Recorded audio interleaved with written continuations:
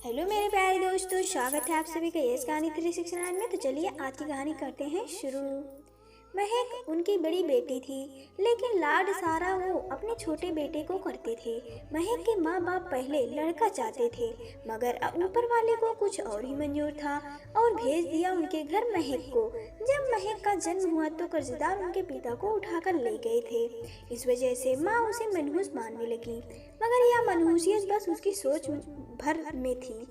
उसी दिन उसके पिता की लॉटरी लगी और उसका सारा कर्जा उतार दिया गया, लेकिन ये तो भगवान ने किया था, महक को कहाँ कोई पूछ रहा था। फिर 2 साल बाद उसके भाई का जन्म हुआ। भाई जिसका नाम नितिन था। उसका ये नाम महक ने तब सच कर दिखाया जब मौत उस पर जीत प्राप्त कर न सकी। 5वां जन्मदिन था। जन्मदिन की तैयारियां करते समय अचानक घर में आग लग गई।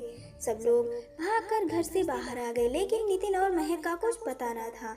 अचानक महक घर से बाहर आती दिखी। अपने से बस थोड़े से छोटे भाई को मुश्किल से वो उठा पा रही थी, लेकिन फिर भी वो उसे बचाकर ले आई।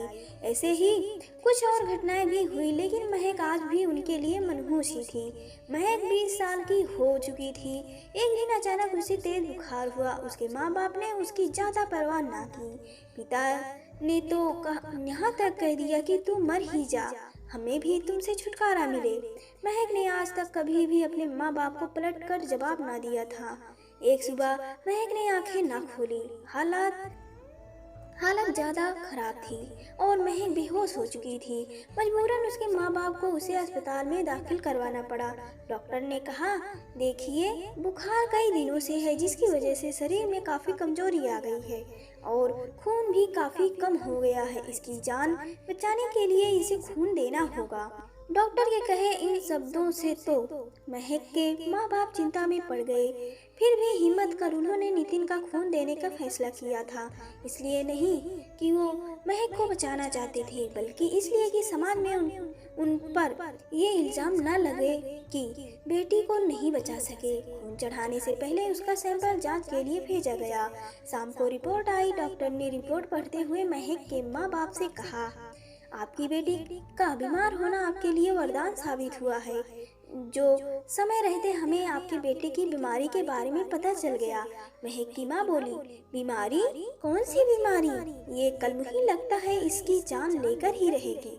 डॉक्टर को टोकते हुए महक की माँ बोली। तभी डॉक्टर ने चिंता व्यक्त करते हुए कहा, डॉक्टर बोले, अरे ये कैसी बातें कर रही हैं आप? आपको पता है यदि महक बीमार न होती तो आपके बेटे के इस बीमारी के बारे में किसी को पता ही न चलता।